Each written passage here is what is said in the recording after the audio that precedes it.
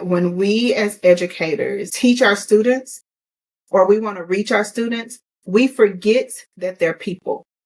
We forget that we are people too. And the same way we want to be treated is the way that we want to treat our babies.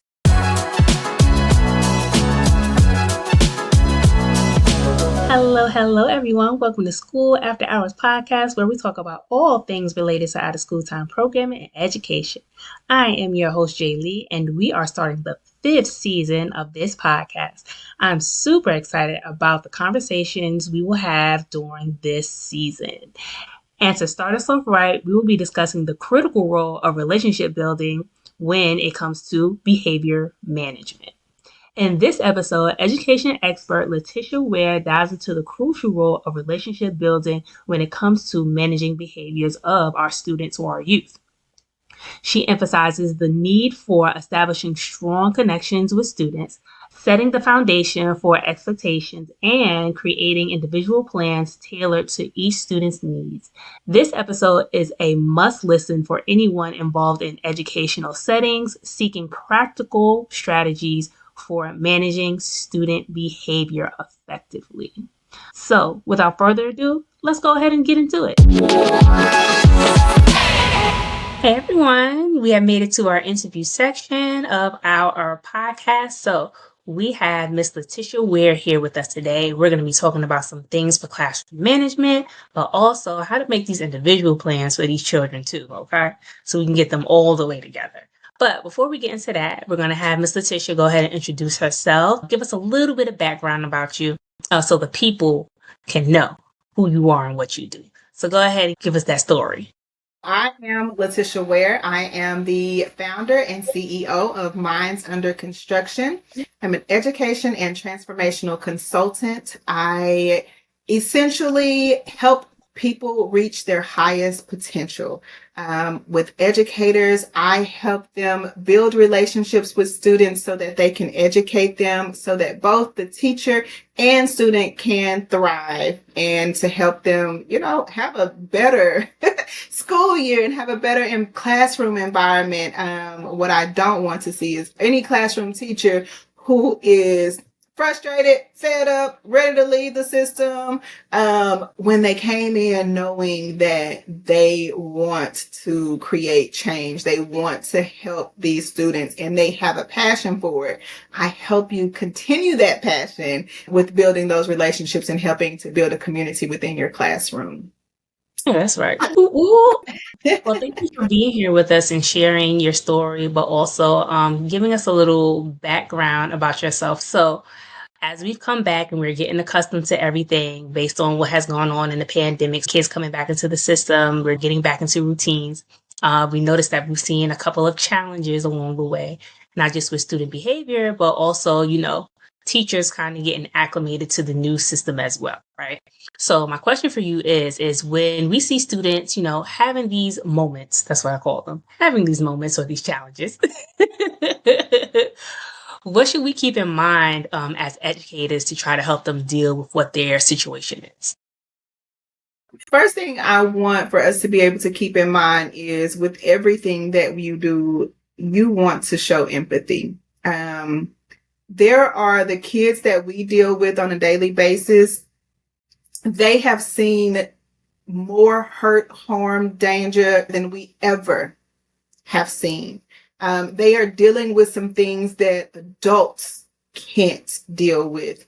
And so it's our responsibility as educators to create an environment where they feel that they are safe. And how do we do that? We do that by building those relationships, making them feel comfortable, creating a warm environment where they feel safe to make a mistake, where they feel safe to answer a question, where they feel safe to explore the things that they wouldn't normally be able to.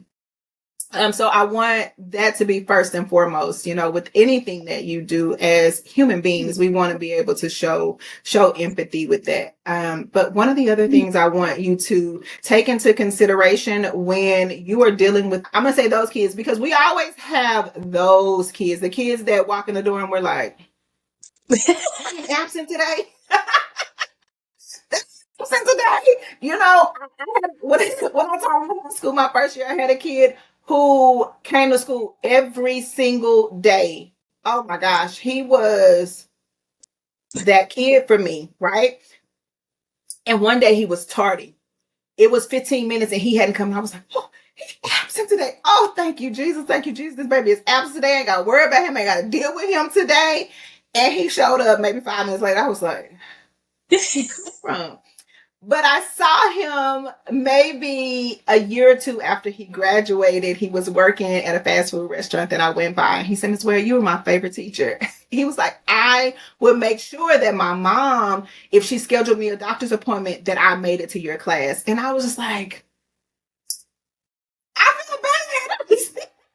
But that just goes to show that even though deep down I was like, I didn't want this little boy to come, I didn't treat him like that. I didn't treat him like that because I understood that there were some things that he might have been dealing with at home that I didn't see at school. And I needed him to feel safe. I needed him to feel okay in my room to be able to be himself. And he was truly himself in my room. Even though it got on my nerves, he was himself. And so if we keep in mind one, like I said, the empathy part of it, but then also recognizing that these kids didn't grow up in our house. They didn't grow up in our house. We don't know what they went through last night. We don't know if they saw their mom beat last night. We don't know if they, didn't eat last night. We don't know what the sleeping conditions were. We don't know if they didn't sleep in their car. We don't know what that baby dealt with before they got to school. And so sometimes when those kids come in and they're so angry and they're just balled up, and when we come in and say, why you didn't bring your pencil? The last thing that's on his mind is that pencil, right? Because he just watched his mama be beat last night. He didn't eat last night. The last time he ate was at lunch at school. And so when we recognize that and when we see that and we embrace that empathy part of it, we can go in and say, okay, hey, I see that you're upset today. I see that this morning is a little rough for you. How can I help you today? What's going on today? I'm mad. Okay. Well, you know what? I understand that you're upset. I got a box of crackers over there. Go get you some crackers. When you finish your crackers, go get you some water. And then we'll come back and reset. Let me know when you're ready. I don't have to have a battle with a kid, right? I don't have to, be the pusher the first thing in the morning. Nobody wants to deal with that first thing in the morning. You don't, as the teacher. When your principal comes to you and says, oh, why were you late? You was late for a reason. You didn't just wake up and say, oh, I'm intending to be late to work today. You know what I'm saying? And so if we take that mindset and deal with our babies that same way, then we would be so much better off with handling the disruptors that happen throughout the day. Very true. Very true. Well, hold on to that thought, y'all. We're going to take a real quick break. Don't go nowhere. Don't go too far. Get your water, get your snack. Go ahead and do whatever it is you need to do for about 5 seconds. And come on back and join us for this conversation. Are you a program director or thinking of starting a program? Maybe you need new curriculum that focuses on character development or technical skills. Maybe you need help establishing effective program logistics to have an impactful program culture. Or overall, you just need a program evaluation. Well, School After Hours Consulting is here to help. Contact us at schoolafterhours.com and our contact information is in the show notes. Hope to hear from you soon. Hello, everyone. Welcome back to the show. We are talking about classroom management, how to help children when they're having those difficult moments, but also giving them some grace in the process, right? Because we all need a little bit of that when we're faced with a challenge and we're frustrated and upset. So we're going to go ahead and finish our conversation with Miss Letitia. So my second question for you, Miss Letitia, is how important is relationship building when it comes to behavior management in a classroom? It is the most important thing. Like, you cannot do anything without having a relationship. You have to Maslow before you can bloom. Like, that is just simple. Your basic needs have to be met in order for the thinking process to happen. One of the things that I find very important is that when we as educators teach our students or we want to reach our students, we forget that they're people. We forget that we are people too. And the same way we want to be treated is the way that we want to treat our babies. Right? If I need to feel like a part of this learning environment as an educator, if I want you to hear what I'm saying to you as a teacher, if I want to feel like my opinion or my thoughts are being implemented within the things that are happening on this campus, so do your students. So do the little people in your classroom. And so if we can make them feel like they belong, like they're a part of a community, then they feel safe and then they can release all the other stuff that's going on and they can go into learning. And so I think that we as educators have to remember that we're people and we want to be treated a certain way. Our babies are the same. They are people and they need to feel a certain way. So building relationships is the absolute most important piece to educating a child. When I taught at the middle school level, I had teachers who would come in and say, this student does nothing in my room. Why are they passing your class? And why are they working like that? Well, the first 2 weeks of school, we don't do work. we don't do work. We do reports. I got to know these. Like we set up boundaries. Yes, I got to know my kids. We weren't touching. First of all, I never taught out of a book, but we weren't touching books. We weren't touching laptops. We were sitting around talking to each other, getting to know each other. Right. And because I took that 2 weeks to do it, we started to create processes and procedures. We started to get to know each other. We started to create what the dynamics of our classroom would be. And for 2 weeks, that's all we did. And sometimes, yes, we go on break and they would forget. Mm-hmm. No problem. No problem. I understand we're human. I forgot to unplug my coffee maker. They sent me an email. Oops, my bad. I get it. We forget stuff.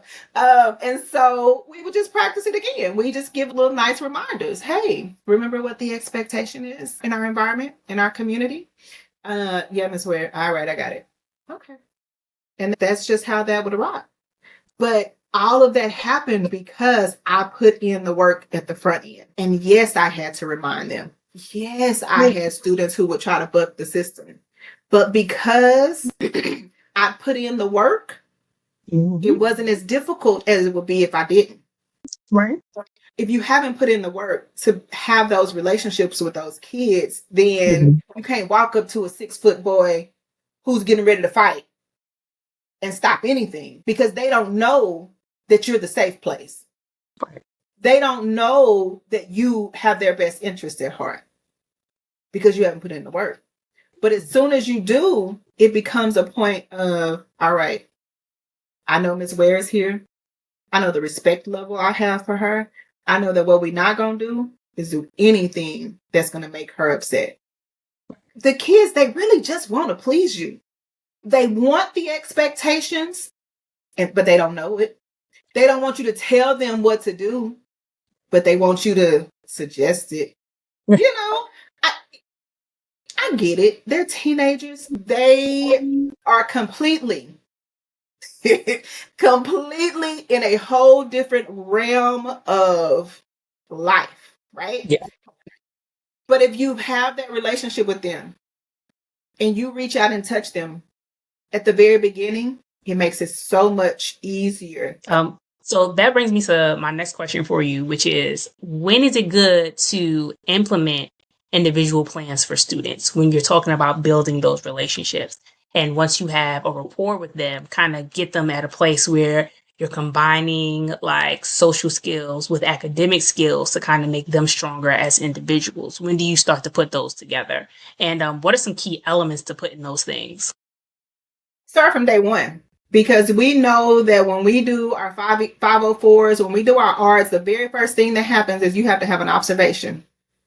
Your observation is when you are getting to know those babies. Mm-hmm. When you are getting to know those students, you are observing them. You are Right. figuring out what their likes are, what their dislikes are. What are the things that make them tick? You're noticing when a student does this, this student reacts this way.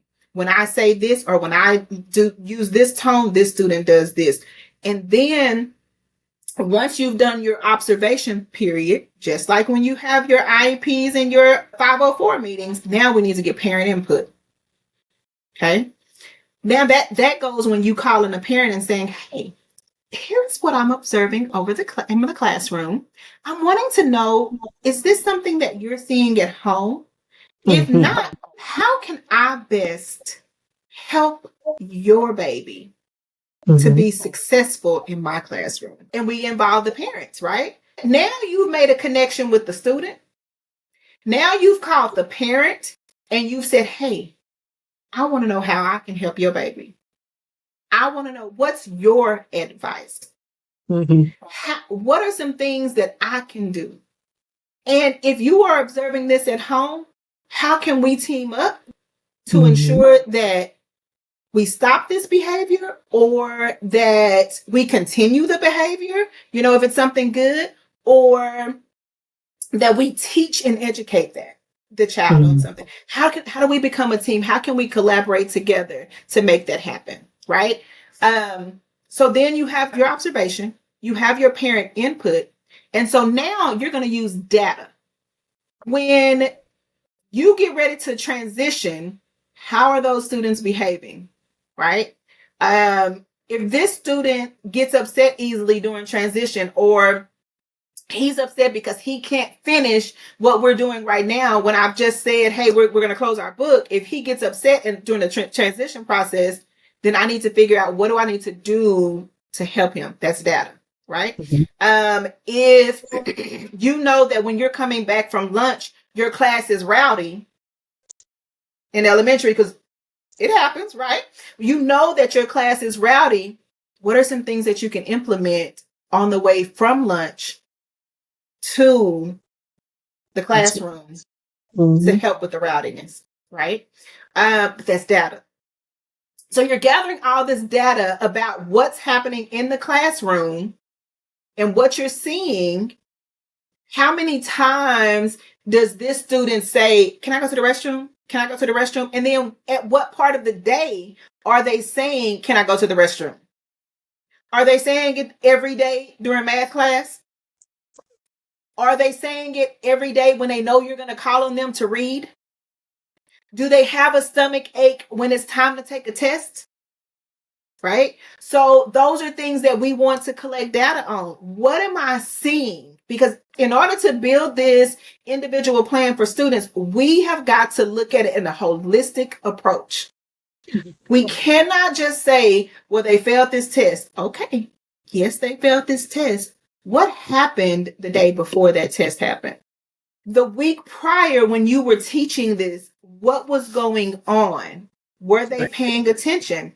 If they weren't paying attention, what was happening? Like, those are things that we want to look at when we're doing an individual plan for these students. And so once we've developed that, or we've gathered all that information, we've done our observation, we've got our parent input, we have collected the data that we need, then we can go in and create a plan of action. So if I am observing that a student during transitions is getting upset every time I tell him to close his book because we're getting ready to move on to something else, I know that on his plan for his success, I may need to go to him, tap him on his shoulder and say, hey, James, I'm going to, in about 3 minutes, we're going to transition into this. So I want you to get ready for us moving on. If you have not finished, then I will let you finish later. I'm preparing him for what's going to happen, because what I want to stop is him getting upset because he didn't get to stop, right? Not only that, but I'm teaching him that if I don't finish, it's okay. I'm teaching him how to self-manage. It's okay because I can come back to it, right? So if I'm telling him this, and I've given him the 3 minute. So then at 1 minute, hey, in about 1 minute, we're going to be changing. So what I want you to do is start preparing yourself now. Okay. Hey class, we're getting ready to change into science. I want you to get out your science folder. This is blah, blah, blah, blah, blah. And you may have to go to James and say, hey, did you get a chance to finish your math work? Oh, you didn't? Okay, no problem. Give it to me. Because you know he's going to be doing it, trying to do it while you doing something else. Give it to me. And then I'm going to save it for when everyone else does something, I'm going to have you come in and do it with me. Because if it's taking him that long to do it, he's not understanding and processing something. That means I need to touch him a little bit more. Right? And so now I'm realizing that academically, this is what he needs extra time. Right? That means I need to be able to pull. When I have my focus groups, he's one of the kids I need to pull. Mm-hmm. I can see that. But not only have I been able to see it on an academic level, but now I'm able to control the behavior. Because I prepared him for what's to come. I didn't just say to him, James, you know we're getting ready to switch science. We do this every single day. Why are you acting like this every day? What is that changing? What is that doing? Nothing. Tearing him down. Yes. Now he gets more upset. Now he realizes I didn't get to do it what the other kids doing, so now I must be slower than the other kids. And my teacher don't care. And so we have to figure out, this baby doesn't have the tools to recognize that I, as an adult, know that I need to set a timer. Right. Him as a kid doesn't recognize that. You be that. Right. So we figure out with the observations, with the parent input, with the data, how to create accommodations for that kid. And no, they may not have a real 504 or a real IEP, but they can have one in your class. Because you know how to pull out what's the best for that student. And because you've created that individual plan for that student, now he can be successful. Now you can teach him. Now you don't have behavior issues that are going on during your transition. So yes, that's how we do it. The things that we put into place. You do your observations when you're getting to know your kids. You collaborate with your parents and getting the parent input on their babies. You start to collect your data. And then once you collect your data, you're able to create a plan of success for each of the students who are in your classroom. And many of them may be lumped together because if you're seeing the same behaviors in kids, lump it together. Right. I might have to go to James and Sam to give them the time. Right. I might have to. I might need to sit them at the same table so I can come to them and say, hey, we got 3 minutes. Right? So that's the way you start to create your plan for your babies to be successful in the classroom. That's right. Well, everybody, that brings us close to the end of our show. Thank you for dropping all those gems. Like I said, I hope you had a pen and pad. You would take some notes. But we're going to go ahead and go to our last portion of the show, which is our Professionals Lounge. Professionals Lounge is a segment of the show that allows guests to share advice with other practitioners in the OST and youth development field about how they can begin growing their gifts and talents, but also develop themselves as professionals in the field. Here's our Professionals Lounge conversation. All right, everyone, we are in our Professionals Lounge section of our show. So, Letitia, my question for you is, sometimes we get into these power struggles with children, right? And their actions may not be directed at us, but something that may have happened with them.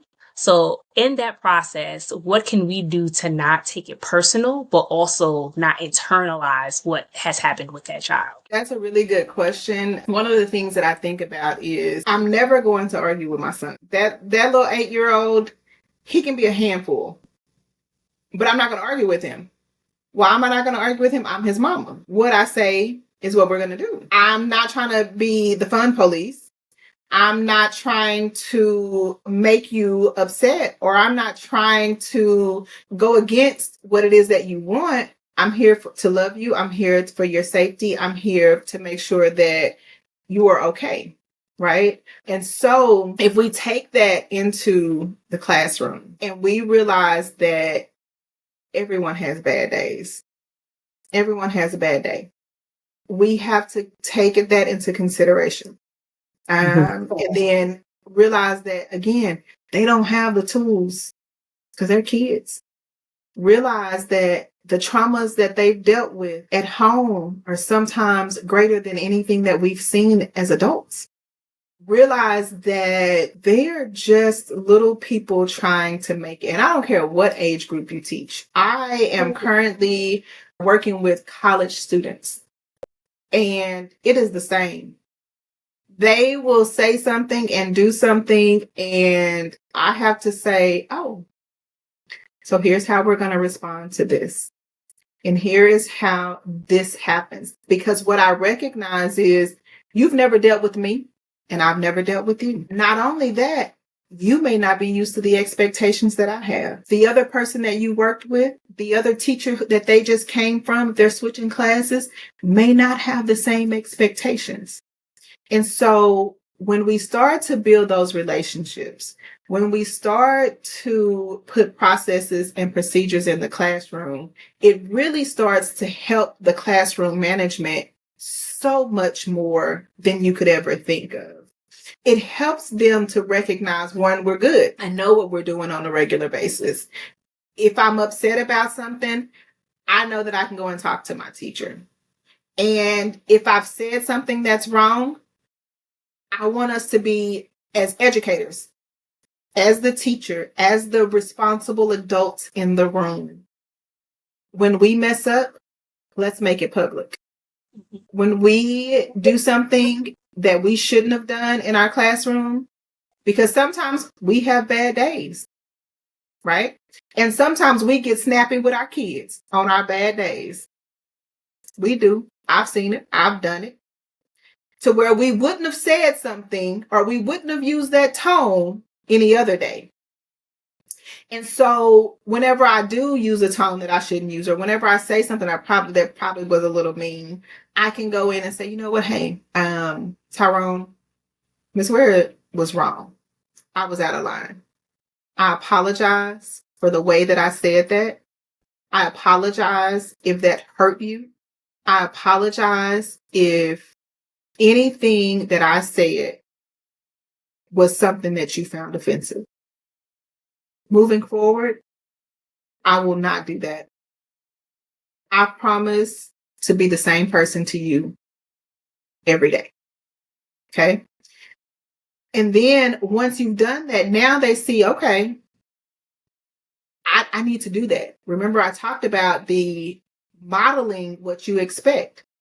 So when that student has done something that they're not supposed to do, they've said something, they've acted out, and they know that that's not what they're supposed to do. They know from you experience and the modeling that you've done that what they have to do now is apologize for their actions. And just the same way that you would want Tyrone to forgive you, I need you to forgive this baby and realize, all right, your slate's clean. Your slate's clean. Every day is a new day. Right. You cannot bring in what happened yesterday with Tyrone today. Right. Because again, the same grace, the same empathy that you want to have seen shown to you is the same empathy and the same grace that you have to show to these kids.